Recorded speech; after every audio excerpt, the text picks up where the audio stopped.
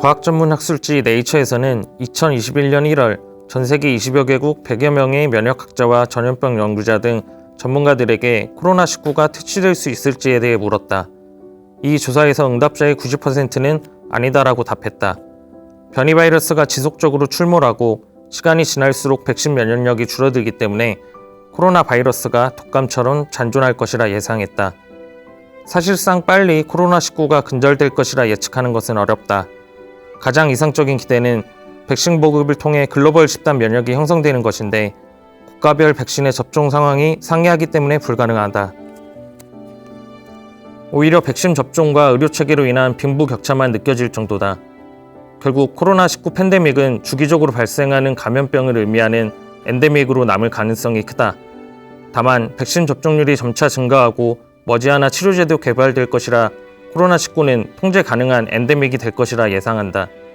기존과는 다른 엔데믹 속 일상이겠지만 머지않아 우리는 다시 한번 변화의 시점을 맞이하게 될 것이다. 2021년이 온택트였다면 2021년을 대표하는 키워드는 무엇일까? 바로 펜트업이다. 펜트업은 외부 요인으로 억눌린 소비 심리가 폭발하는 현상인 펜트업 효과에서 따온 말로 이 책에서는 코로나19 이후 바뀐 소비 패턴에 대응하기 위한 IT 산업과 기술 트렌드를 설명한다.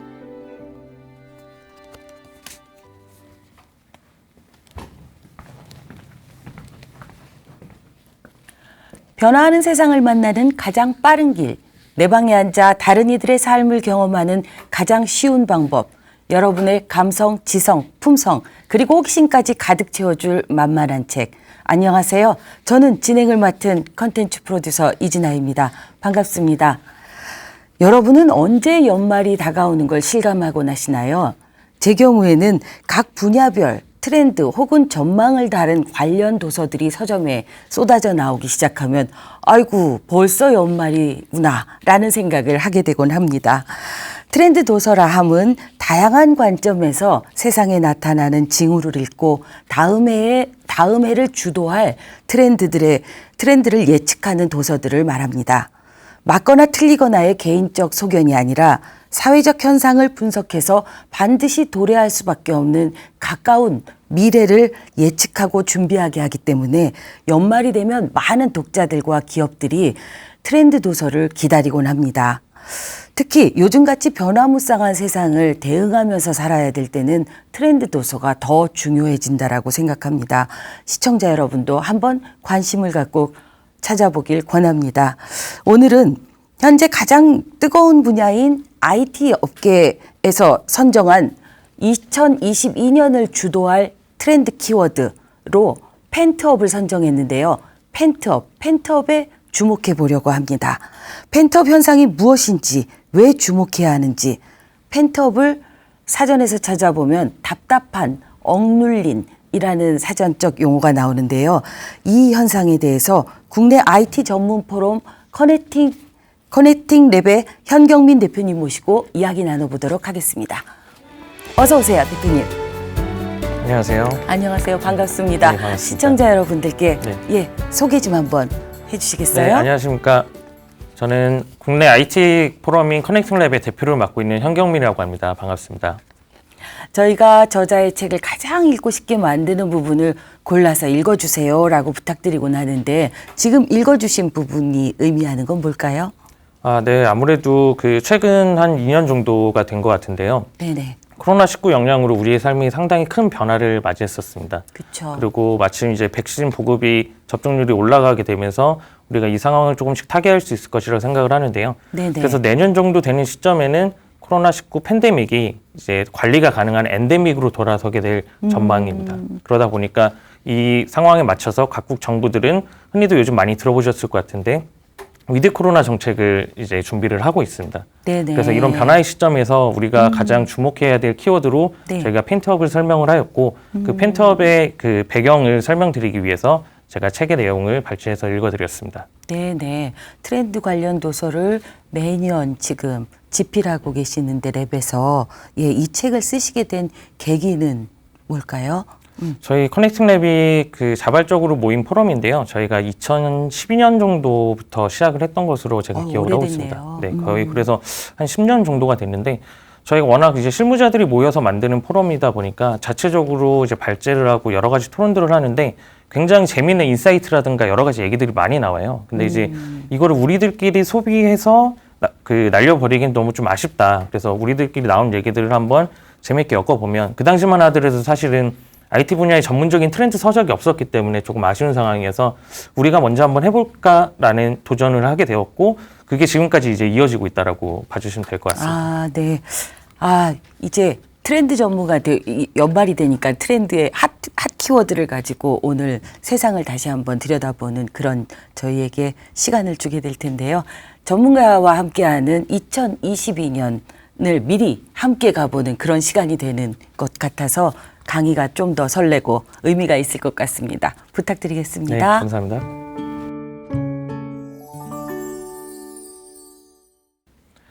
네, 일단 앞서 말씀드리긴 했는데 간단히 저희 커넥팅 랩에 대해서 조금 더 설명을 드리면은 저희는 실제 ICT 산업에서 근무하고 있는 뭐 통신사라든가 제조사, 금융사에 있는 직원들이 모여서 자발적으로 만든 포럼입니다. 그래서 자발적으로 월 한 2차례 정도 모여서 저희들끼리 주제를 선정해서 그 주제를 가지고 토론을 하고 그런 내용들을 담아서 이렇게 그 서적을 집필하거나 뭐 기고를 하거나 이렇게 강연 활동을 이어가고 있습니다.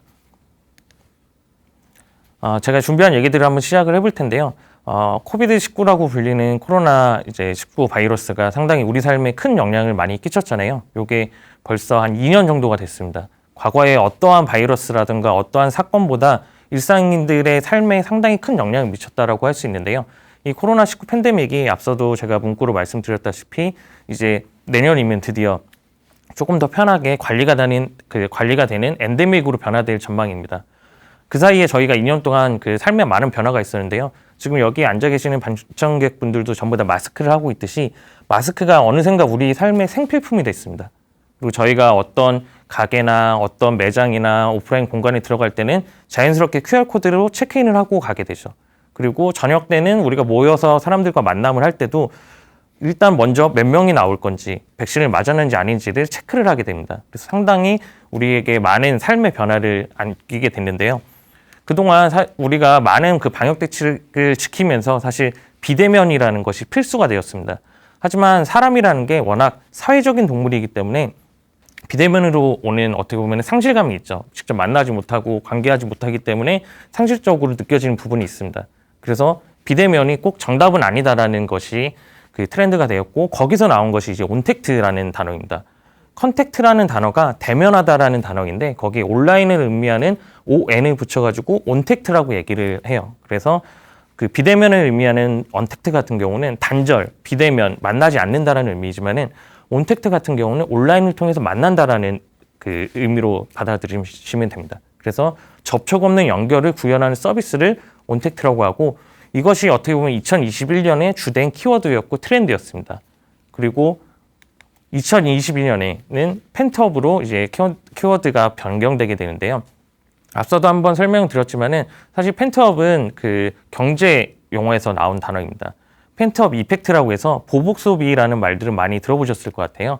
되게 우리의 삶에 따라서 억눌리는 삶 때문에 우리가 보복적으로 소비를 한다라는 관점이 이제 펜트업 효과, 펜트업 이펙트라고 얘기를 하는데 저희 그 2022 책에서는 이 펜트업을 조금 더 IT적으로 확장을 해서 그 코로나19로 멈췄던 소비가 다시 일어나면서 IT와 기술 그리고 서비스들이 같이 도움을 받는 이런 현상들을 하나의 펜트업이라고 정의를 하였습니다. 그래서 펜트업이 2022년의 주요 키워드가 될 것이라고 생각을 합니다. 이 펜트업 트렌드에 대해서 상세하게 몇 가지 말씀을 드릴 텐데요. 일단 첫 번째 트렌드로는 디지털 사피엔스로 등장한 이제 중장년층을 잡아라입니다. 아시다시피 그 코로나19의 영향으로 기존에는 디지털 서비스를 이용하지 않았었던 중장년층들도 서비스를 모바일로 많이 이용하기 시작을 했습니다. 뭐 마스크를 구매하거나 백신을 예약을 하거나 혹은 하다못해 인터넷 뱅킹을 하거나 온라인 커머스나 이런 그 디지털 경험들이 상당히 많이 증가를 했는데요. 실제로 뭐 여러 조사들을 보면은 온라인 커머스 이용률이나 인터넷 뱅킹 이용률에서 중장년층들 40대 이상의 연령층에서 기존 대비해서 이용률이 증가했다는 그 퍼센트가 전체 평균치보다 훨씬 높게 상회합니다. 어떻게 보면 전체 평균 이용률을 중장년층이 더 높게 올렸다라고 할 수가 있는데요. 아무래도 디지털 서비스를 이용할 수밖에 없는 환경에 놓여졌기 때문에 거기에 이제 적응을 하는 과정이라고 볼 수가 있습니다. 그러다 보니 중장년층을 대상으로 한 서비스들이 속속 나오고 있는데요. 대표적인 서비스가 이제 퀸잇이라는 서비스가 있습니다. 요거는 4050 세대의 여성들을 위한 그 패션 앱이에요. 사실 4050 세대들도 뭐 온라인으로 물건을 구매하거나 의류를 구매하긴 하는데 이들에 대한 맞춤형 서비스는 지금까지 없었습니다. 20, 30대들이 이용하는 서비스에서 본인들이 원하는 서비스들을 골라서 이제 의류를 구매하고 했었는데 이 퀸잇은 40대 이상의 여성분들이 이용하는 비중이 80%라고 합니다. 그만큼 이용의 편의성이 좋다라는 것이죠. 실제로 서비스를 보면은 아이디로 뭐 가입을 하고 로그인하고 있는 절차를 좀 단순하게 해서 그 전화번호 기반으로 가입하고 로그인을 할 수가 있고 글자의 폰트 크기도 조금 더 크게 나옵니다. 그리고 화면의 이미지도 크게 나오고 그 4050 세대 여성분들이 좋아할 만한 백화점 브랜드들이 다 입점을 해 있습니다. 그러다 보니까 상당히 인기를 많이 끌었고요. 실제로 매출도 상당히 많이 증가를 했는데 올해 1월 달 매출 대비해서 올해 9월 달 매출이 무려 10배나 뛰었다라고 얘기를 합니다. 상당히 많이 뛰었죠. 이 4050 세대에서는 펜트업에서 상당히 중요한 의미를 지니는데 제가 앞서 설명드렸다시피 디지털 경험을 갖고 있고 그리고 MZ세대, 기존의 이제 어린 세대들 대비해서 소비 여력이 훨씬 더 높습니다. 말 그대로 구매에 쓸 수 있는 돈이 더 많다라는 것이죠. 그런데 디지털 경험까지 갖게 되다 보니까 모바일이나 온라인 서비스를 이용할 수 있게 되니 이들을 대상으로 타깃으로 새로운 서비스들을 만드는 것이 이런 커머스 서비스고요. 앞으로도 이러한 트렌드들은 계속 지속될 것으로 예상을 하고 있습니다. 그리고 두 번째 트렌드는 이제 IT 기술로 퀵커머스를 리딩하라라는 의미인데요. 사실 온라인에서 물건을 사보신 분들은 다 아실 거예요. 온라인 마켓별로 대부분 다 상품이 비슷합니다. 왜냐하면 똑같은 상품을 판매해서 판매하는 마켓들만 다르기 때문인데요. 그러다 보니까 마켓별로 우리 상품, 우리 서비스는 다르다라는 것을 차별화하기 위해서 결국은 라스트 마일을 상당히 신경을 쓰고 있습니다. 라스트 마일은 쉽게 얘기해서 집에 있을 때 택배를 가져다 주시는 택배 기사님들을 생각을 하시면 될 것 같아요.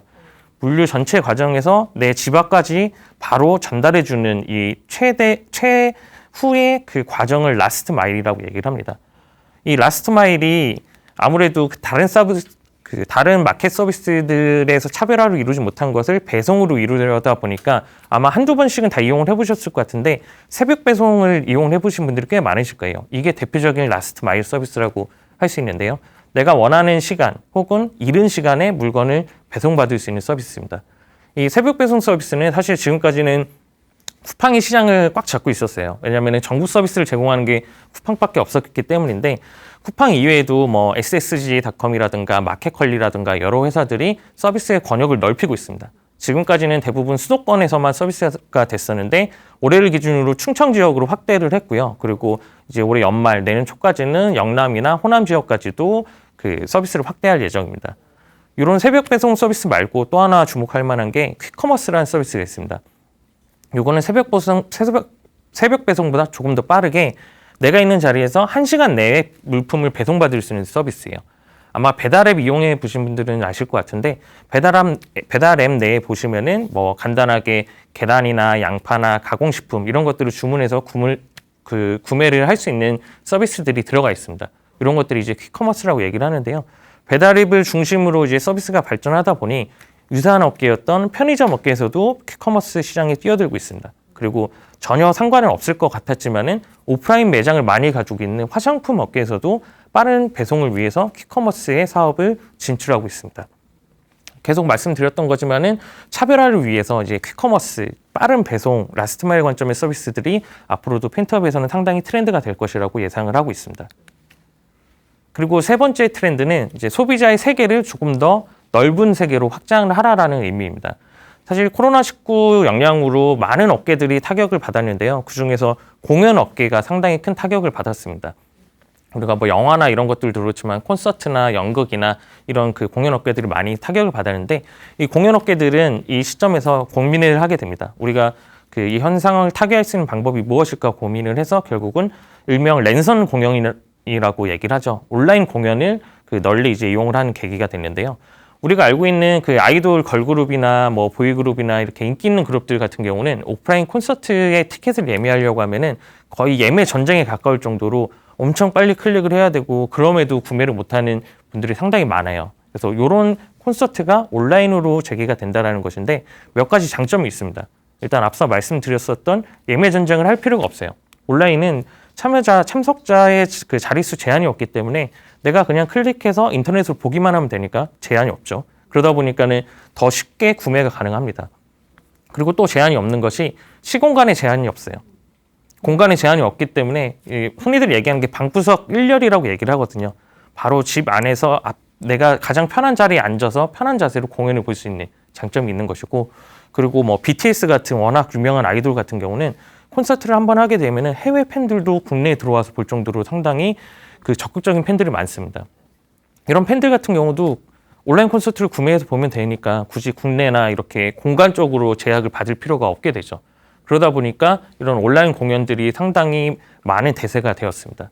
제가 화면에 그 예시로 넣어놓은 것이 국내에서 공연했었던 올해 1월 1일 오후 1시에 진행됐던 공연인데요. SM 엔터테인먼트에서 준비한 공연인데 이제 코로나19로 힘들어하는 전 세계 모든 팬들을 위로하기 위해서 아이돌 가수들과 인기 가수들이 나와서 이제 공연을 했었습니다. 이 공연은 그 위로라는 의미에서 무료로 제공이 됐고요. 그러면 무료로 제공이 됐는데도 뭐 한 200개국에서 공연을 동시에 관람하는 등 많이 인기가 있었습니다. 그래서 이런 그 온라인 공연이 상당히 그 공연계가 온라인으로 확장되는 것도 이제 소비자가 특정 세계로 그 개념을 확장하는 과정이라고 생각을 해주시면 될 것 같고요. 또 하나는 메타버스라는 말을 혹시 들어보셨을까요? 네, 요즘 이제 뉴스나 이런 데서 간혹 나오죠. 메타버스가 상당히 개념적으로는 어렵다고 생각을 할 수 있는데 쉽게 생각하면은 그냥 가상세계입니다. 메타라는 말 자체가 가상 이런 공간을 의미하는 것이고, 그리고 그 유니버스라는 게 이제 현실 세계 이런 것을 의미하는 것이라서 편하게 가상세계를 생각을 하시면 돼요. 조금 더 편하게 생각을 하자고 하면은 한 2000년대쯤에 한참 인기를 끌었었던 싸이월드는 한두 번씩 해보셨잖아요. 싸이월드가 어떻게 보면 지금 따지면 대표적인 메타버스, 가상세계 서비스입니다. 가상의 공간에 나를 대변할 수 있는 캐릭터, 미님이라는 캐릭터를 만들어 놓고 캐릭터를 꾸미고 방을 꾸미고 그리고 다른 그 팬들, 미니홈피와 그 다른 친구들과 소통하는 과정이 있었잖아요. 요게 지금 이제 메타버스의 가장 그 뼈대의 서비스라고 생각을 하시면 될 것 같아요.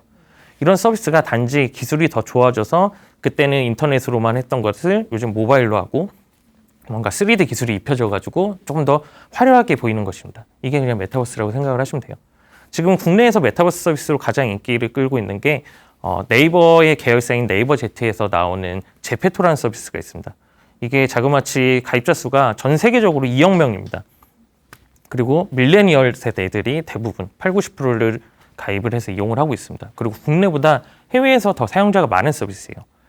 MZ세대들이 많이 모이는 플랫폼이다 보니까 그들을 위한 이제 놀이 문화들이 여기서 많이 발전을 하게 됩니다. 앞서 온라인 공연을 말씀을 드렸잖아요. 여기에 이제 온라인 공연 같은 문화들이 전복이 되는 거죠. 그래서 메타버스 내에서 온라인 공연, 콘서트가 이루어지고 팬 사인회도 이루어지게 됩니다. 상당히 그 많은 이제 팬들이 접속을 해서 인기를 끌었겠죠. 그래서 그 제가 준비한 이미지에 이제 오른쪽 위에 보시면은 저게 이제 걸그룹의 뮤직비디오입니다. 인기 있는 걸그룹의 뮤직비디오인데 사실 그 메타버스 플랫폼을 통해서 그 각자 걸그룹 멤버들의 이미지를 다 이제 3D 캐릭터로 변환을 한 거예요. 그래서 저 뮤직비디오에는 사실 그 정말 우리들이 환호하는 그 아이돌의 실제 모습은 등장하지 않습니다.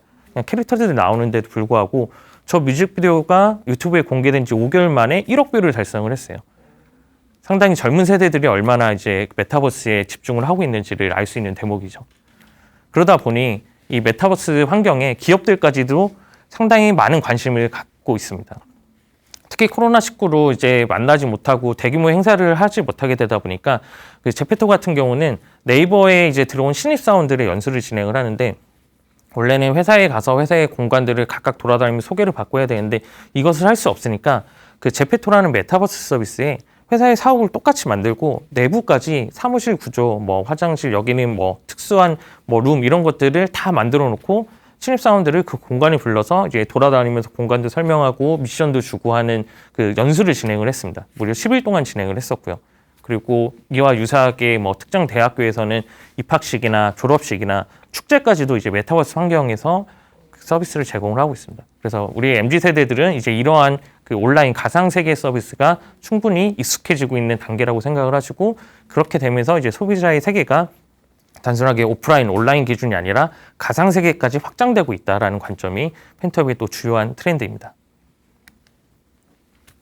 한 가지 더 덧대어서 말씀드리면은 이 기업들이 메타버스 플랫폼에 워낙 관심이 많다 보니까 실제 서비스에 진출하는 사례들이 점차 많아지고 있어요. 뭐 메타버스 월드 안에서 그 서비스 홍보를 위해서 편의점이랑 똑같은 모형을 가져다 놓고 거기에서 캐릭터들이 뭐 컵라면을 먹거나 음료수를 마시거나 하는 서비스들도 만들고 있고, 그리고 캐릭터들이 입는 옷 같은 경우도 실제 우리 실생활에서 있는 의류 브랜드의 의류들이 나와서 판매가 되고 있어요. 물론 가격이 워낙 저렴하게 나오고 있기 때문에 그 MZ세대들이 의류를 직접 구매해서 가상 캐릭터에 입히게 되고, 마치 저희가 예전에 미니홈피 꾸미듯이 했던 것을 똑같이 하고 있다고 보시면 될 것 같아요. 그러다 보니까 서비스에 대한 인지도 또 많이 쌓이게 되고, 기업 입장에서는 이제 서비스 홍보 수단으로도 많이 이용을 하게 되는 것이죠.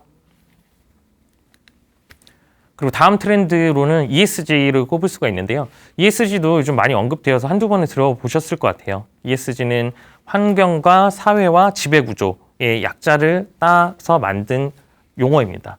이 용어는 어떻게 보면은 착한 기업, 착한 서비스를 되게 더 중시하겠다라는 말이에요. 기업에서 만드는 서비스가 환경적으로 영향이 없는지, 그리고 사회적으로 이슈를 만들지 않는지, 지배구조도 투명하게 해서 우리가 믿고 신뢰할 수 있는 기업인지를 이 ESG라는 단어에 포함해서 이제 결정을 하겠다라는 의미입니다. 실제 이제 기업에 이제 투자를 하시는 투자기관 관점에서도 ESG를 지키지 않는 기업들은 앞으로 투자를 하지 않을 것이다라고 선언을 할 정도로 상당히 큰 임팩트가 있는데요. 그래서 뭐 실제 어떤 외국계 투자자 같은 경우는 그 석탄 원료가 상당히 환경에 안 좋기 때문에 석탄 원료를 아직까지 사용하는 기업들에 대해서는 투자 자금을 회수하겠다라고 해서 실제 실행에 옮겼던 사례들도 있습니다. 그래서 ESG가 단순하게 이제 기업들에서만 떠드는 것이 아니라 이제 하나의 트렌드가 되면서 고객들의 선택의 기준이라든가 기업의 투자의 관점에서도 크게 작용을 하고 있다라고 생각을 해주시면 될 것 같아요.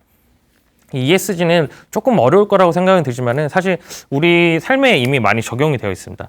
대표적으로 예를 들면은 요즘 생수를 사실 때 보면 어느샌가 그 라벨이 붙어 있지 않은 생수들을 많이 보셨을 거예요. 그게 이제 무라벨 생수라고 해서 라벨을 제거했기 때문에 아무래도 재활용하는데 좀 더 용이하고, 그리고 라벨을 생산하지 않기 때문에 거기에서 나오는 이제 환경적으로 세이브 되는 것들이 있겠죠. 그리고 우리가 흔히 얘기하는 이제 미슐랭이라고 해서 맛집 관련돼서 뭐 유명한 식당들을 그 선정하는 것들이 있잖아요. 미슐랭 가이드라고 얘기를 하는데, 미슐랭 가이드도 작년부터는 이제 그린스타라는 그 등급을 새로 발표를 하고 있습니다. 그린스타는 단순하게 맛만 있는 것이 아니라 환경적으로 뭔가 친환경의 제품을 사용하는지, 그리고 뭐 동물이라든가 뭐 식물이라든가 식자재 같은 것들도 환경이라든가 이런 데 영향이 없는 데에서 잘 자란 것인지, 그리고 직원들의 이제 지배구조나 사회적인 관점에서 잘 운영을 하는지, 쓰레기를 잘 처리를 하는지, 이런 관점에서 이제 ESG 관점에서 등급을 선정을 하는 것이죠. 그래서 이런 이렇게 우리가 알고 있는 맛집까지도 ESG 관점이 적용되고 있다는 것을 알아주시면 되고, 그리고 마지막은 제가 카카오톡 다크모드라는 사진을 가져오긴 했는데, 사실 카카오톡 말고도 뭐 네이버도 그렇고 뭐 삼성의 스마트폰에서도 다크모드들은 기본적으로 제공을 하고 있죠. 원래는 이게 이제 그 눈의 피로도를 줄이고 하는 관점에서 서비스가 나왔는데, 요즘은 ESG 관점에서 다크모드로 이제 조명을 활성화를 덜 시키니까 배터리의 소모율이 한 30% 정도가 절감이 된다라고 합니다. ESG 관점에서 뭔가 절감이라는 것들은 결국은 다 환경, 그리고 탄소 배출과 영향이 있다라고 생각을 하시면 되는데, 배터리를 그만큼 덜 소모하니까 충전을 덜 하게 되니 그 과정에서 이제 탄소가 배출이 더 줄어든다는 관점으로까지 해석이 돼서 그 우리가 흔하게 이용할 수 있는 ESG 서비스로 생각을 해보시면 될 것 같습니다. 이런 ESG의 가치가 점차 이제 고객들의 새로운 선택 기준이 되고 있다는 것이 펜트업의 또 하나의 트렌드였고요. 그리고 그 저희가 각 분야의 그 유망한 분야들을 뽑아왔는데, 펜트업에서는 메타버스, 스트리밍, ESG, AI, 네트워크, 금융 이런 다양한 분야에서 펜트업을 기반으로 온라인과 오프라인이 하이브리드 된 서비스들이 더 앞으로는 트렌드가 될 것입니다. 기존에는 사실은 오프라인 서비스 위에 온라인 서비스가 살짝 얹어지는 형태였는데, 지금은 온택트 트렌드도 있었고 코로나로 인해서 온라인이 더 대세가 됐고 거기에 이제 오프라인이 얹어지는 형태로 하이브리드 된 그 트렌드가 나타날 것이라고 생각을 하고 있습니다.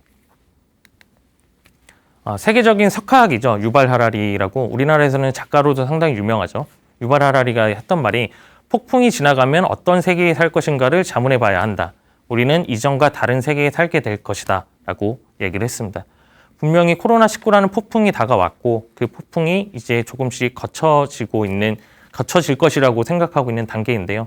이 단계에서 앞으로 이제 우리의 삶은 또 다시 한번 변화를 맞게 될 것입니다. 그리고 그 변화에 따른 키워드의 중심이 펜트업에 있다라고 다시 한번 말씀을 드리고 싶습니다. 네, 감사합니다.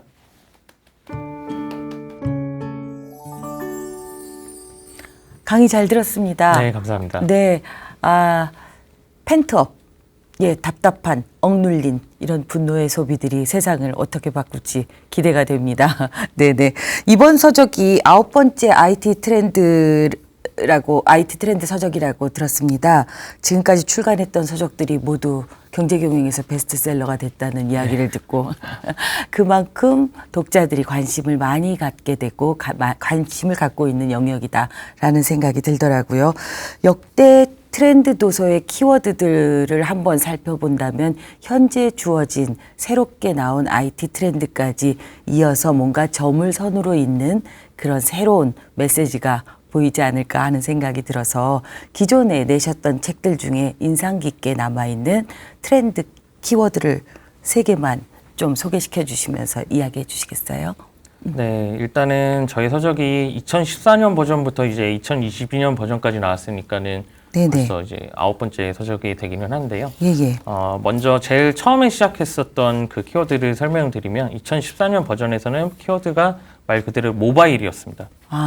네네. 모바일이라는 관점이 사실 지금은 스마트폰을 워낙 당연하게 사용을 하시긴 하지만은 그때 당시만 해도 스마트폰이 완전히 보급된 상황은 아니었어요. 그래서 네네. 스마트폰과 LTE가 보급되면서 이제 모바일 그 퍼스트 시대가 아니라 모바일 온리 시대가 도래할 것이다라고 했는데 뭐 지금 이제 다들 아시겠지만은 당연히 이제 모바일 온리 시대가 되었죠. 그리고 다른 키워드로는 2015년도에 저희가 얘기했었던 옴니 채널을 말씀드리고 싶은데 네. 옴니 채널 같은 경우는 우리가 이제 모바일이 등장하면서 채널이 3가지로 구분이 됩니다. 오프라인과 온라인과 그리고 모바일이라는 채널이 나오게 되는데요. 그 당시만 하더라도 각각의 회사들마다 사업 부서도 다 다르고 서비스도 다 다르게 존재했는데 요거를 고객 관점에 맞춰서 하나로 통합해서 고객 편의성을 제공하자라는 관점이 옴니 채널이었는데 대표적으로 예를 들면은 이제 교보문고에서 제공하는 바로드림 서비스를 예로 들 수가 있어요. 네. 바로드림 같은 경우는 이제 오프라인 서점에서 책을 사는데 조금 더 할인을 받고 싶은 고객분들께 이용하기가 되게 편한 서비스인데 오프라인 서점에서는 사실 할인이 없고 정가로 구매를 할 수 있습니다. 그렇죠. 제일 싸게 구매를 하려면 온라인에서 구매를 해야 되잖아요. 네, 책을 보면서 온라인으로 구매를 하잖아요. 그렇죠. 그게 이제 바로드림 서비스입니다. 책을 보면서 온라인 네. 가격으로 구매를 하는데 결제는 모바일로 하는 거죠. 네네네. 그러면 오프라인과 온라인과 모바일이 하나로 통합된 서비스가 이제 네. 옴니채널의 대표적인 서비스라고 할 수가 있고요. 마지막으로는 2017년도에 저희가 키워드로 사용했던 컨시어지를 들 수 있습니다. 네. 컨시어지는 어떻게 보면 호텔 용어라고 할 수가 있는데요. 호텔이나 이런 데 가면은 1층에 가면은 이제 안내인들이나 관리인이 있잖아요. 그게 이제 컨시어지 개념입니다.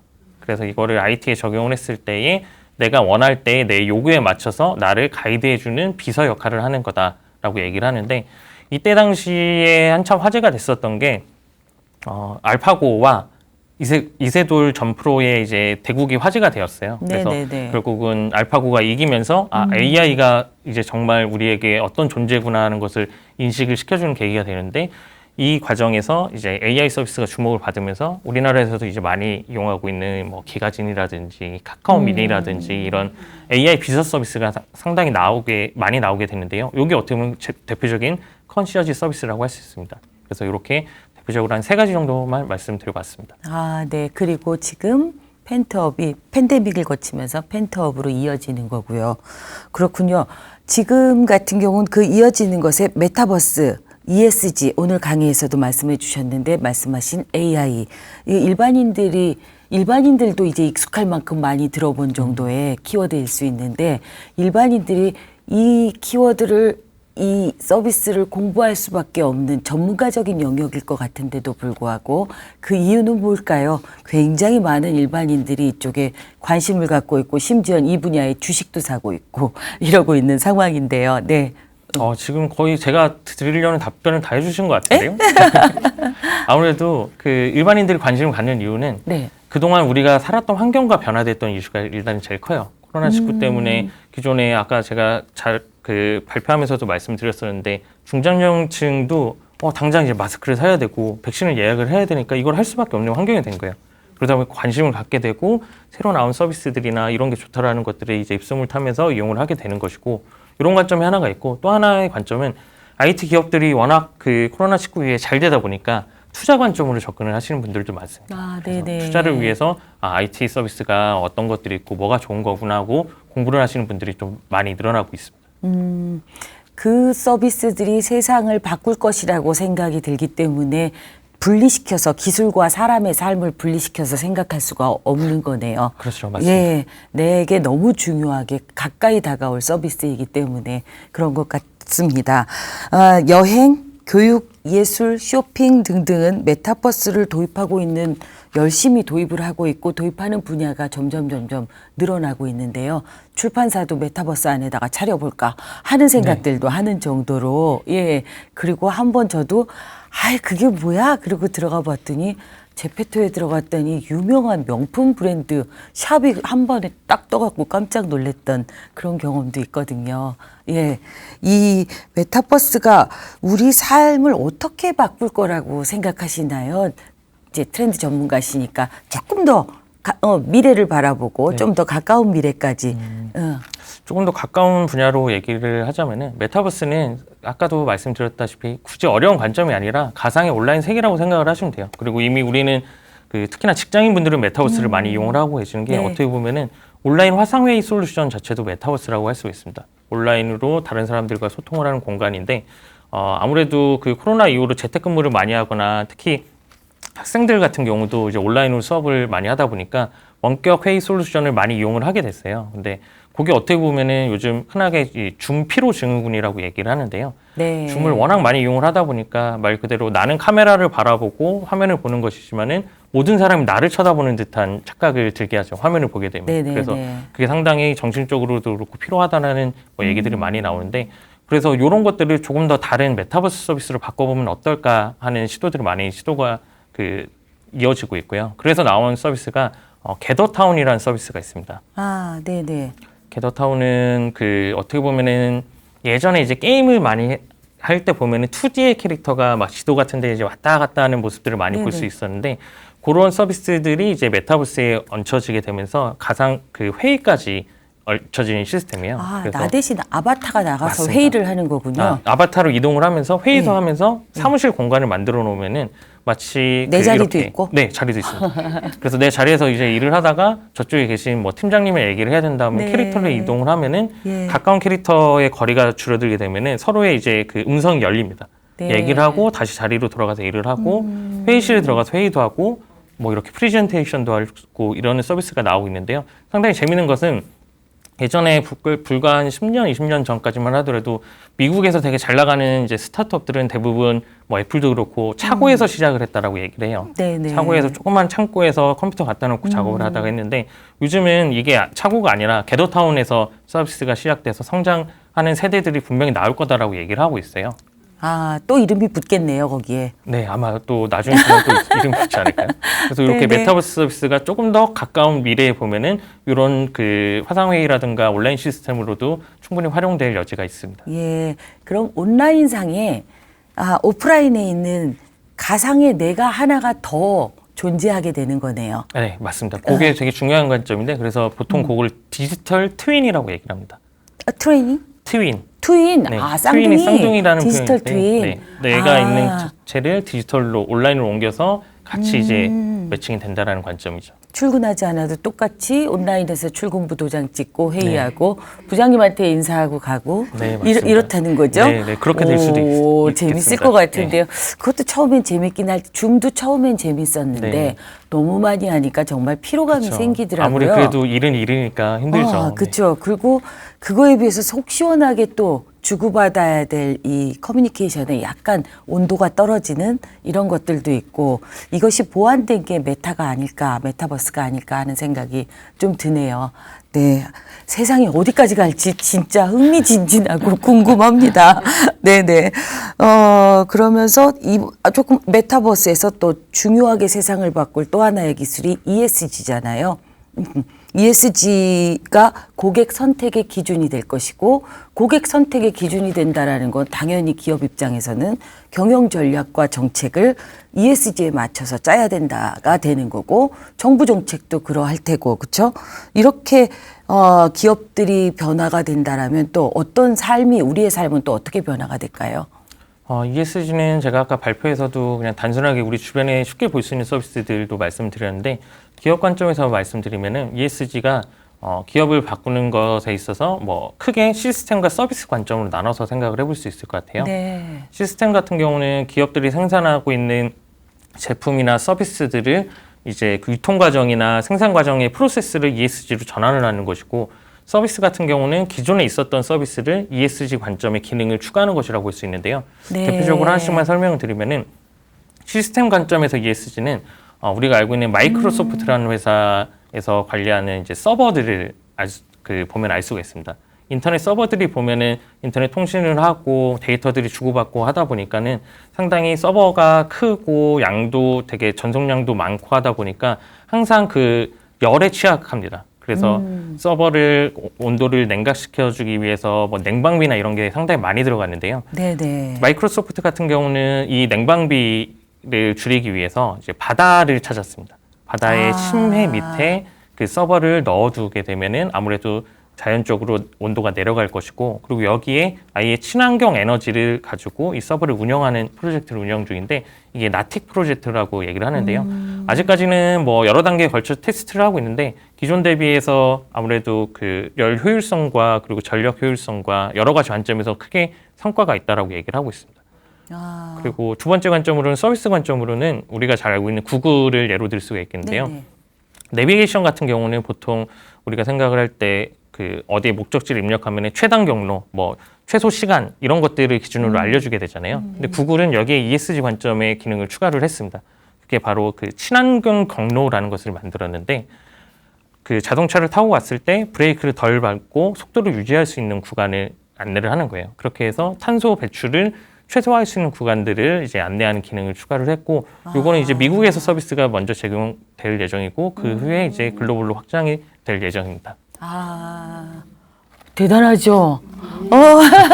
이제까지 들은 기술 중에 가장 선한 영향력을 끼칠 착한 기술 같다는 그런 생각이 듭니다. 열심히 이런 마음이 저도 들었다라는 건 한 명의 소비자고 이 소비자들이 그런 기업들의 노력에 응원하는 마음이 있을 테고 그것이 곧 소비로 이어지게 될 터이니 ESG를 적용한 기업들이 훨씬 더 성장할 가능성이 높아진다. 이거는 뭐 너무 자명한 선순환일 것 같네요. 제가 아는 어떤 그 배달 서비스 업체 하나도 탄소를 줄이기 위해서 탄소 배출을 줄이기 위해서 로컬화 시키기 시작했다라고 얘기를 하더라고요. 예, 여기서부터 서울에 있는 공장으로부터 멀리 가는 게 아니라 각 지역마다 그 포스트를 두고 그쪽에서 배달을 하게 만드는 그래서 정말 기업들이 변하고 있구나라는 생각이 들었었습니다. 우리 삶이 결코 기술과 떨어져 있지 않죠, 그렇죠? 예. 마지막으로 IT 기술과 사회 관심에 이렇게 이제 관심을 많이 갖게 했고 관심이 막 저절로 생기기도 하고 많은 독자들에게 트렌드가 지금 말씀하신 이런 책에 나온 이런 변화를 주도하는 트렌드들 그런 것들이 어떻게 삶에 영향을 미치게 되고 그리고 개인화시킬 때 어떻게 도움을 받을 수 있을지 이런 얘기를 좀 한번 말씀해 주시겠어요? 책 따로 삶 따로는 건 아니잖아요, 그렇죠? 네네네.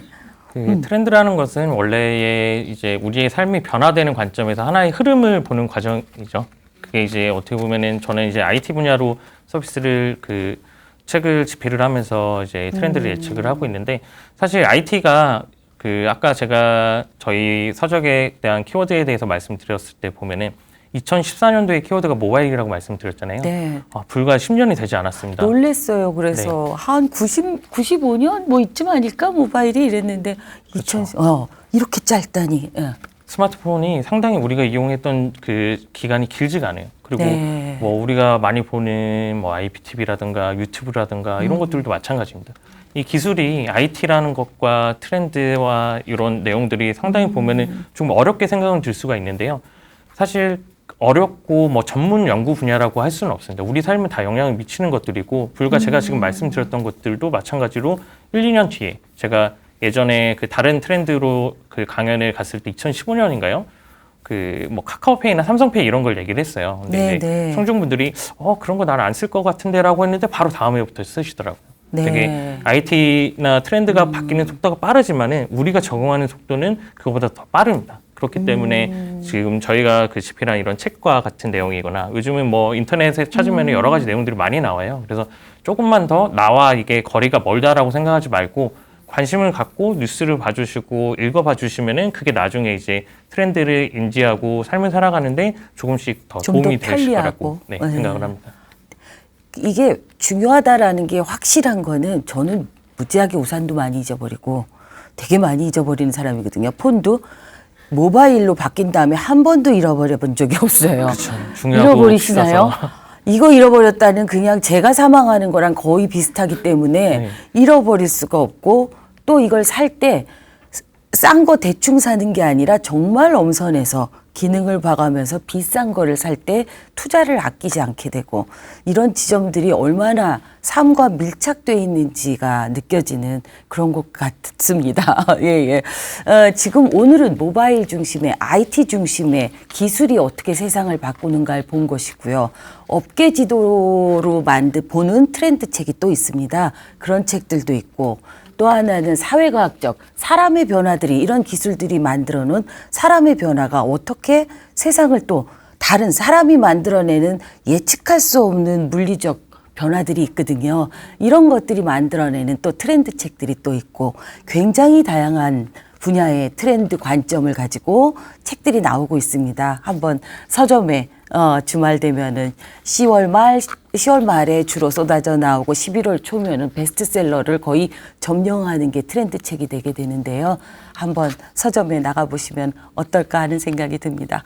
오늘 출연해 주셔서 정말 감사합니다. 네, 감사합니다. 네, 고맙습니다. 네, 감사합니다. 감사합니다. 팬데믹을 통해 우리가 간과했던 지구 환경의 위기를 정말 절실하게 다시 한번 깨닫는 그런 기회가 됐고 10년 후에야 가능할 것 같았던 우리가 예측만 했던 미래 환경을 어쩔 수 없이 불가피하게 앞으로 당겨서 2년을 살아본 것 같습니다. 그래서 10년 후 미래가 이렇게 빨리 당겨졌는데 팬데믹이 끝나면 그럼 다시 그 시절로 돌아갈 거냐? 글쎄요. 그렇죠? 코로나 이전의 삶으로 돌아갈 것 같지 않죠? 새로운 사회적 환경과 그리고 문화가 달라질 것 같습니다. 이 대목을 저희는 조금 더 주시하고 저희에게 맞는 방식으로 삶을 편의성을 잡아나가야 되지 않을까 하는 생각이 듭니다. 변화하는 세상을 미리 학습하고 아는 일, 책보다 빠른 방법이 있을까요? 트렌드 책 추천합니다. 오늘은 여기서 인사드리고 다음 주에도 유익하고 재미있는 이야기로 다시 찾아오겠습니다. 감사합니다.